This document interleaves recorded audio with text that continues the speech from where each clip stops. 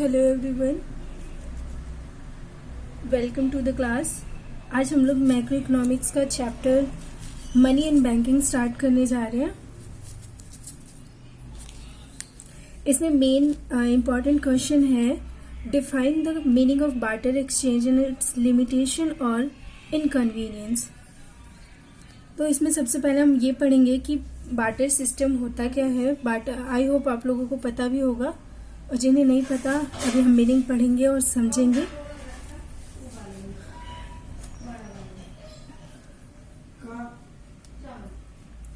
Meaning है इसकी, barter exchange refers to exchange of goods and services with goods and services without use of money. इसका मतलब क्या है कि मनी का यूज नहीं करना, ठीक है, और हमें वही एक्सचेंज गुड्स के बदले में गुड्स ही लेना है।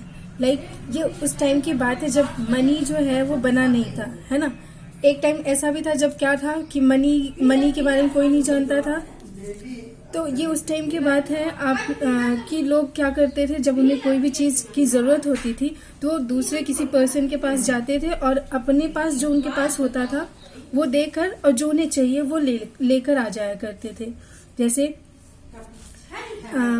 मुझे अगर मान लो पहले के जमाने में मुझे मेरे घर पे वीट की प्रोडक्टिविटी होती है, यानी गेहूं उगाया जाता है, और मेरे बगल वाले अंकल के यहाँ पे राइस उगाया जाता है। तो मैं क्या करूंगी, जाऊंगी उन्हें वीट देकर 10 kg एंड जितना भी वो अंकल 10 kg पर राइस देना चाहेंगे उतना लेकर आ जाऊंगी। तो क्या हुआ, मैंने एक्सचेंज किया गुड्स के बदले में गुड्स। इसकी कुछ लिमिटेशन आती है, कुछ इनकन्वीनियंस आता है। मतलब कि ऐसा क्यों रीजन है कि मनी क्यों आया, है ना। तो कुछ ना कुछ तो प्रॉब्लम आई होगी इस बार्टर एक्सचेंज में जो हमें मनी की नीड पड़ी। तो पहली प्रॉब्लम क्या आई, पहली लिमिटेशन आई, lack of double coincidence of want. इसका मतलब क्या है कि दोनों तरफ से जो वांट्स है वो अग्रीड होनी चाहिए, और वही नहीं मिली तो फिर हमारा कोई भी ट्रांजेक्शन हो ही नहीं पाएगा। तो इसकी मीनिंग पढ़ेंगे, barter system can work only when both buyers and sellers are ready to exchange each other goods, that means fulfillment of mutual wants।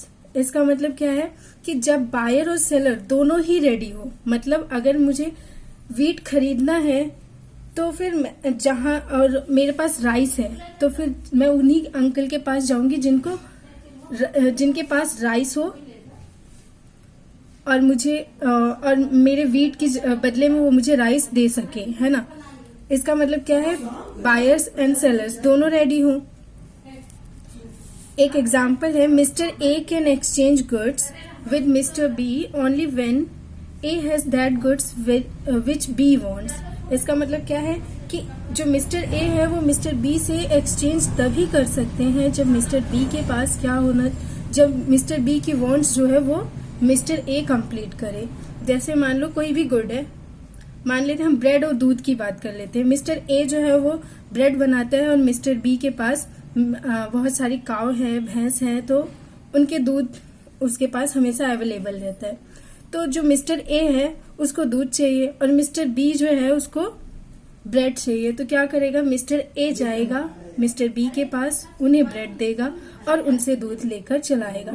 यहाँ पे म्यूचुअल वांट्स जो है दोनों कंप्लीट हुई, यानी कि बी को जिस चीज की जरूरत थी वो मिस्टर ए के पास था, और मिस्टर ए को जिसकी जरूरत थी वो मिस्टर बी के पास था, ठीक है।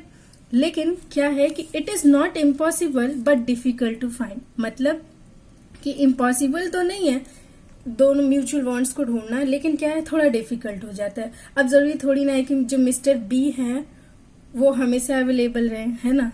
तो कई बार ऐसा भी हो जाता है कि उसे मिस्टर ए को ब्रेड बेचना है लेकिन दूध वाले बहुत सारे हैं और ब्रेड वाले भी बहुत सारे हैं, बी ने किसी और से खरीद लिया, अब मिस्टर ए का तो रह गया, अब उनको तो मनी है ही नहीं तो वैल्यू मिल ही नहीं सकती, ठीक है। तो सेकंड प्रॉब्लम क्या आती है, पहली प्रॉब्लम तो हमने पढ़ लिया, लैक ऑफ डबल कोइंसिडेंस की। दूसरी प्रॉब्लम आती है आपकी lack of common measurement of value. मतलब कॉमन मेजरमेंट ऑफ वैल्यू यानी एक कॉमन डिनोमिनेशन होना चाहिए किसी भी चीज का। जैसे अगर हम अभी की बात करें तो हमारे पास मनी है ना, तो हम क्या कर सकते हैं, कोई भी चीज, जैसे मिस्टर ए और मिस्टर बी को ही ले लेते हैं। मिस्टर ए इसमें क्या है, देखो जैसे मिस्टर ए है, मिस्टर ए, इसको चाहिए इसके पास क्या है, ब्रेड है, ठीक है। और मिस्टर बी, इसके पास क्या है, मिल्क है। अगर कॉमन मेजरमेंट, अगर आज की बात करें तो आज के टाइम पे मनी अवेलेबल है, तो ये क्या करेगा, ब्रेड जो है मान लो 20 रुपीज का 1 पैकेट ये बेच देता है, ठीक है, सेल कर लेते हैं। इसके अमाउंट, इसके पास 20 रुपीज का अमाउंट आ गया। लेकिन और ये मिस्टर बी है, ये क्या करेगा, ये भी अपना मिल्क बेच लेगा, ठीक है। इसने क्या किया, 40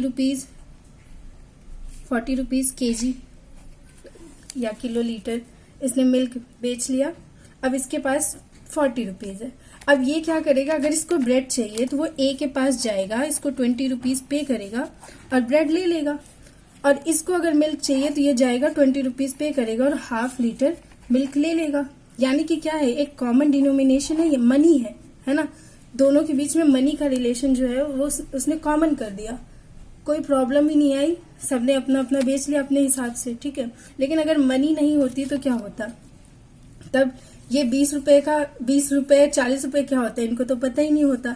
ये जाता ब्रेड देने, मान लो ये मिल्क इसको ना बेचना चाहता, दुश्मन होता, फिर क्या होता, बस ये बेचारा बिना मिल्क के ब्रेड खाता और ये ब्रेड लेता ही नहीं, बस मिल्क पीता। चलो इसकी मीनिंग पढ़ लेते हैं एक बार।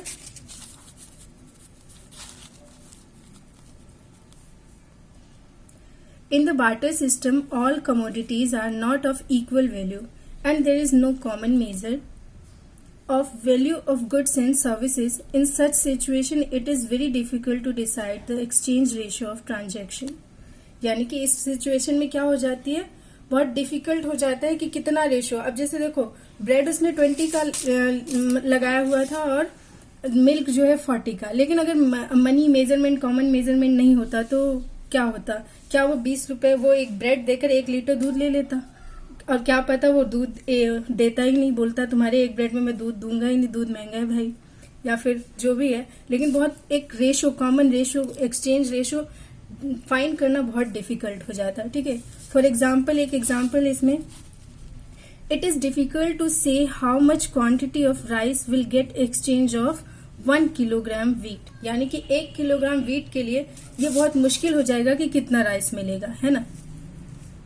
तो इसमें ये लाइन आती है कि the exchange ratio always determine eight the time of transaction and intensity of want. यानी कि एक्सचेंज रेशियो किस पे अब डिटरमाइन करता है, जब मनी नहीं है तो बार्टर सिस्टम के टाइम पे जो एक्सचेंज रेशियो है वो किस पर डिपेंड करता है, इंटेंसिटी ऑफ वांट, यानी कि लोगों की इच्छा कितनी है, यानी कि जरूरत कितनी है। अगर किसी को मिल्क की जरूरत ज्यादा है तो वो क्या करेगा, वो फिर मिल्क वाला जितना ब्रेड मांगेगा उतने पैकेट उसे ब्रेड देना पड़ेगा, है ना। और अगर मान लो ब्रेड वाले को मिल्क की जरूरत नहीं है और वो बेचने आया है तो क्या करेगा, वो मिल्क कितना भी ले सकता है 1 पैकेट ब्रेड पे, ठीक है। तो ये डिपेंड करता है सिर्फ और सिर्फ किस पे, आपके डिमांड पे।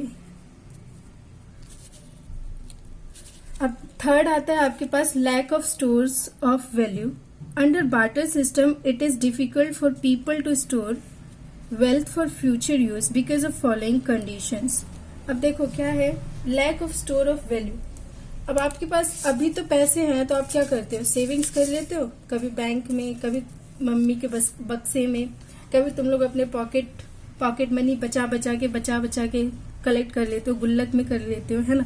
लेकिन जब मनी था ही नहीं तो क्या गेहूं कोई बचा के रखता था 10 साल 20 साल के लिए, कोई म्यूचुअल फंड होता था, कोई बैंक में डिपॉजिट करवा देता था गेहूं और चावल का या सब्जियों का या दूध का। दूध वाला क्या अपनी सेविंग कर सकता था, 4-10 किलो दूध बचा के रख लो, चलो बेटी की शादी में काम आएगा, ऐसा तो हो ही नहीं सकता, है ना। यानी कि उस टाइम क्या था, lack of store of value, कोई वैल्यू ऐसी थी ही नहीं जिसको हम संभाल के रख सके आगे फ्यूचर यूज के लिए, ठीक है। अब इसकी कंडीशन क्या थी, कुछ कंडीशन ऐसी थी,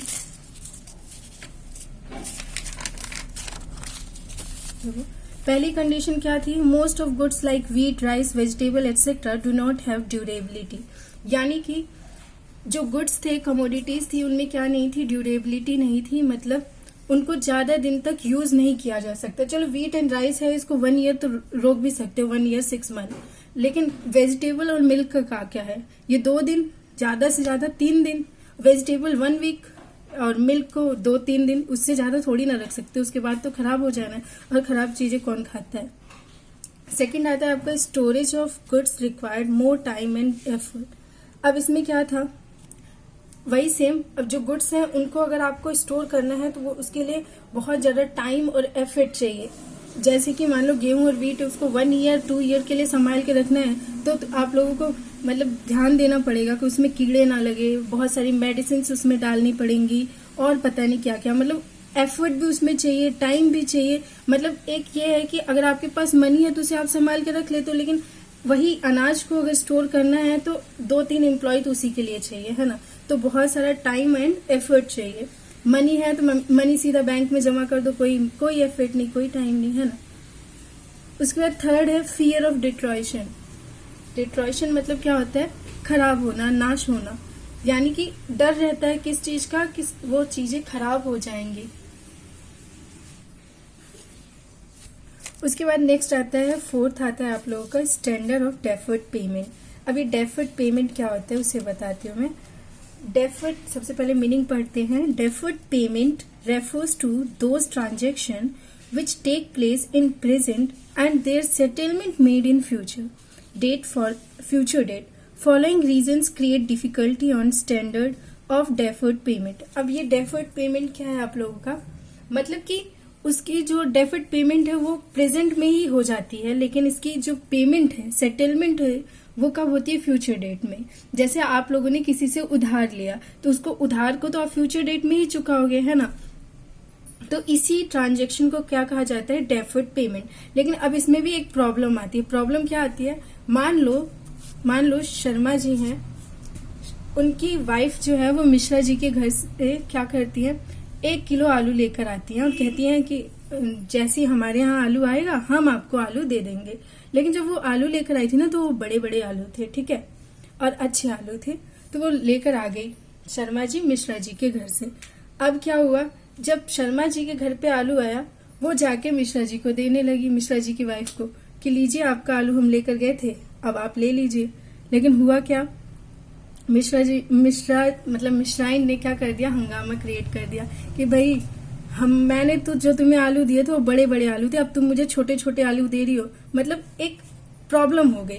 अब उन्होंने कहा कि जैसा मैंने दिया था वैसा ही आप दो। अब मनी होती तो क्या करती, शर्मा जी ने अगर 50 रुपए लेकर आई थी, 50 रुपए देकर आ जाती, लड़ाई खत्म। लेकिन अब ये सामान के बदले में सामान देना, प्रॉब्लम हो गई। वो कहती मैंने जैसा सामान दिया वैसा ही दो।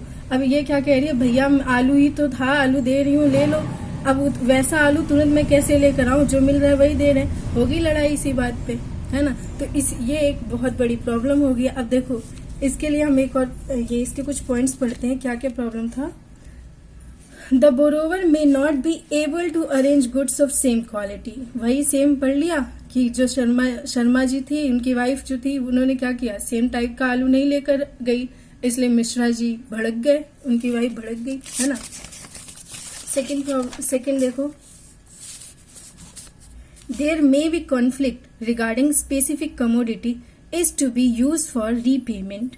यानी कि हाँ, तो इसका मतलब क्या है कि जब मान लो कोई स्पेसिफिक कमोडिटी है, अब यही से मिश्रा जी और शर्मा जी का ही हम एग्जाम्पल लेते हैं कि मान लो मिश्राइन जो है वो कहती है कि चलो कोई बात नहीं, अब सेम टाइप के आलू तो नहीं दे रही हो, लेकिन मिश्राइन का जो दिमाग था, जो आंखें थी, वो शर्मा जी की चेयर पर थी। उन्होंने कहा मुझे वो चेयर ही दे दो आप, ठीक है। तो क्या ऐसा हो सकता है, अब भाई क्या करे, लड़ाई बचाने के लिए उन्हें देना पड़ेगा। यानी एक स्पेसिफिक कमोडिटी के लिए भी कॉन्फ्लिक्ट क्रिएट हो सकता है रीपेमेंट के टाइम पे, ठीक है। जैसे अरे वो अभी पढ़ोगे तुम लोग किसमें, इंडियन डेवलपमेंट में, कि कैसे पहले के अंग्रेज के टाइम पे क्या हुआ करता था कि लोग किसानों को लोन दे देते थे ब्याज पर, उसके बाद वो पेमेंट नहीं कर पाते थे, उनकी जमीन हड़प लिया करते थे। तो सेम यही सिचुएशन आ जाती थी किसमें, बार्टर एक्सचेंज में। भाई अब किसी से लिया है तो उसे तो देना ही पड़ेगा, है ना। उसके नेक्स्ट आता है आपका c, the commodity which repaid may loss और gain its value at the time of repayment. मतलब क्या है कि द कमोडिटी विच रीपेड, उस टाइम पे जैसे मान लो अभी तो मनी हमारे पास है, तो हमें पता है कि मान लो 20 रुपए किलो आलू चल रही है। जब मिश्राइन ने किससे लिया, जब शर्मा जी की वाइफ ने मिश्राइन से लिया, उस टाइम 20 रुपए किलो आलू थी।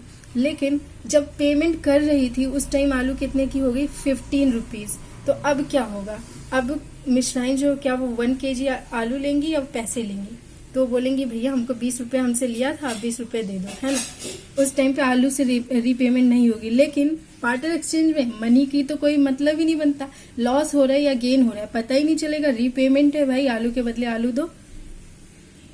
उसके बाद फिफ्थ आता है आपका, फिफ्थ प्रॉब्लम क्या है, लैक ऑफ डिविजिबिलिटी, है ना। ये लैक ऑफ डिविजिबिलिटी बहुत ही अच्छा टॉपिक है।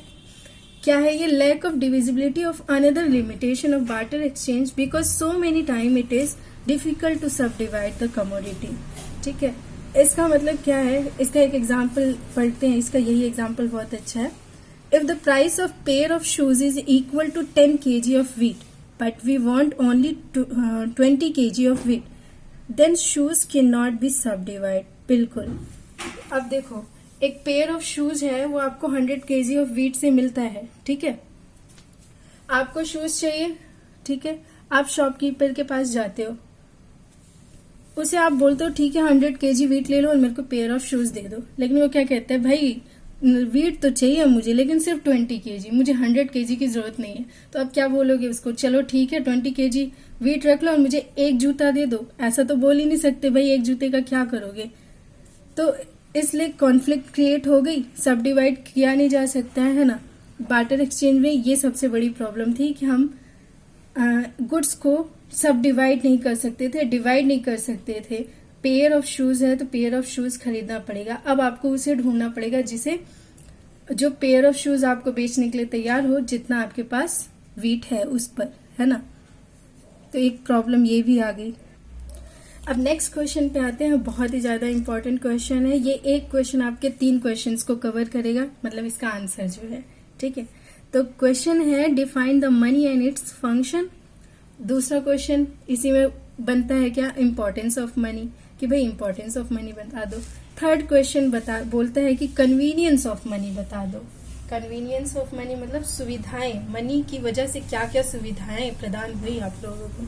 ठीक है, तो इसकी मीनिंग पढ़ते हैं सबसे पहले कि भाई आखिर मनी होता क्या है। मनी मनी मनी इतनी देर से हम लोग कर रहे हैं, अब मनी के बारे में भी पढ़ लेते हैं। तो money is anything which is generally accepted as a medium of exchange, measure of value, store of value, standard of deferred payment and it is legally authorised by government. तो मनी क्या है, मनी एक कोई भी चीज, वो चीज जो जनरली एक्सेप्टेड हो, यानी कि हर कोई गरीब हो अमीर हो, छोटा हो नाटा हो मोटा हो, कोई भी हो, सब एक्सेप्ट करने के लिए तैयार है मनी को। ठीक है, ये क्या है, ये है medium of exchange. Medium of exchange है, मेजर ऑफ वैल्यू है। ठीक है, यानी कॉमन मेजर भी मिल गया तुम्हें। स्टोर ऑफ वैल्यू, स्टोर करके रख सकते हो। स्टैंडर्ड ऑफ डेफिट पेमेंट, लड़ाई का झंझट ही खत्म, भाई वही वाला आलू नहीं मिल रहा, कोई बात नहीं, आप पैसे लो, निपटो इधर से, है ना।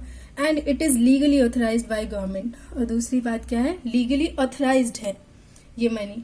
अब जब डिमोनेटाइजेशन हुआ था तो आपने न्यूज सुना होगा, उस टाइम पे क्या बोला गया था कि 500 और 1000 के नोट अब लीगल ऑथराइज्ड नहीं है। मतलब कि अब लीगल ऑथराइज नहीं है तो वो अब कहीं नहीं चलेंगे। आप किसी को भी दे दो 500 के नोट, 1000 के नोट कि भाई ले लो, हमारा ब्याज खत्म, लोन खत्म, तो कोई मानेगा नहीं, बोलेगा वो भाई किसको बेवकूफ बना रहा है, हटा इसे, ये चलता ही नहीं है तो क्यों दे रहे हैं मुझे, है ना।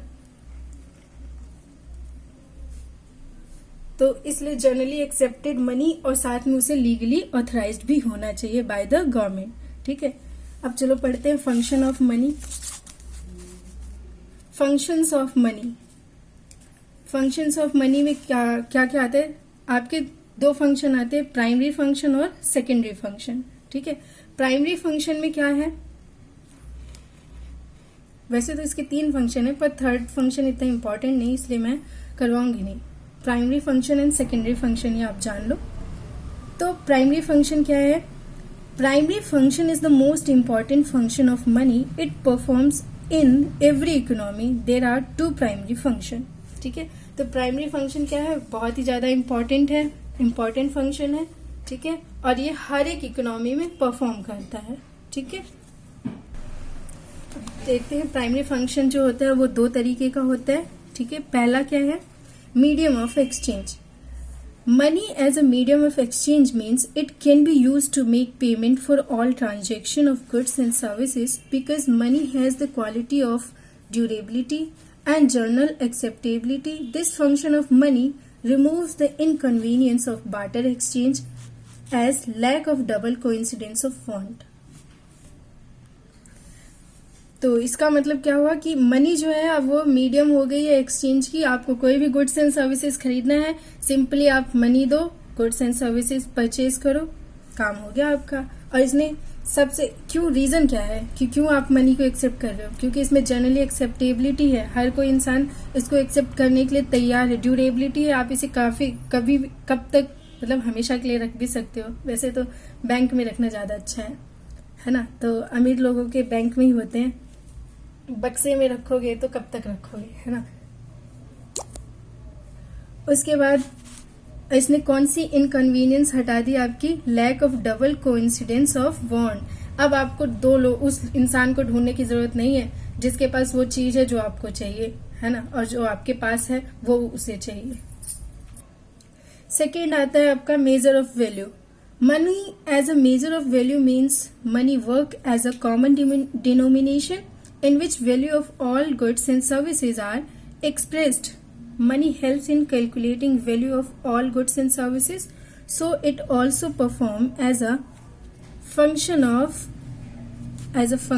of unit of account. Since all accounting are done in term of rupees. तो अब मनी क्या है, आपका कॉमन डिनोमिनेशन मिल गया, यानी कि हर एक चीज की अब आप वैल्यू बता सकते हो इन टर्म्स ऑफ मनी, है ना। और कॉमर्स स्टूडेंट हो तो अकाउंटिंग के बारे में पता ही होगा कि अब आप कोई सा भी हर किसी का खाता रुपयों के टर्म्स में बना सकते हो। और अगर आर्ट स्टूडेंट हो तो भी पता ही है यार, बनाते ही हो, सब लोग घर पे बनाते हैं, है ना। खाता की सब्जी कितने की आई, 5 रुपए की धनिया, 10 रुपए का टमाटर, समथिंग ऐसे ही बना लेते हैं सब लोग खाता। अब हम नेक्स्ट सेकेंड फंक्शन पे आगे है, जो कि है सेकेंडरी फंक्शन, ठीक है। सेकेंडरी फंक्शन क्या होता है, it refers to those function of money which are supplementary of primary function. यानी कि क्या है, या आपकी सप्लीमेंट्री का मतलब क्या है, सहायक, जो हेल्पफुल होती है, यानी कि जो डिपेंडेंट होती है, ठीक है। तो ये फंक्शन जो है वो आपकी प्राइमरी फंक्शन के पर डिपेंडेंट है, ठीक है। पहली बात प्राइमरी फंक्शन में तो यही है कि वो मीडियम है। अब हम पढ़ते हैं सेकेंडरी फंक्शन। सेकेंडरी फंक्शन क्या है, इसके the major secondary function are as follows. ये भी हमारे पास टू टाइप्स के होते हैं। क्या, पहली आपकी store of value. Store of value को आप पढ़ चुके हो कि स्टोर ऑफ वैल्यू क्या है, कि जब आप वैल्यू को स्टोर करके रख सकते हो, है ना। तो जरा हम इसे पढ़ते हैं। Money as a store of value means money can be use to transfer purchasing power from present to future. Under barter system, it was difficult to use goods for future use due to perishable nature, but money removes limitation of barter system as difficult to store value for future use. हाँ, तो इसने हमारी कौन सी limitation हटा दी, difficult to store value for future use. मतलब क्या है कि अब आप मनी को स्टोर करके रख सकते हो 10 साल के लिए, 20 साल के लिए, 15 साल के लिए, जब तक मर्जी तब तक आप डिपॉजिट रख सकते हो, बैंक में जमा करवा सकते हो, है ना। बैंक में जमा करवा दो। अब क्योंकि मनी के पास ड्यूरेबिलिटी है, यानी कि काफी टाइम तक रखा जा सकता है। पहले बार्टर सिस्टम में क्या था, पेरिशेबल नेचर की वजह से आप कुछ भी चीज स्टोर करके नहीं रख पाते थे, लेकिन अब क्या है, अब आप आराम से रख सकते हो। अब आपकी प्रॉब्लम सॉल्व हो गई, है ना। तो आज का लेक्चर हमारे यहीं पे खत्म होता है। आप लोग अगर ये नोट लिखना चाहते हो तो पोस्ट करके लिख भी सकते हो, ठीक है।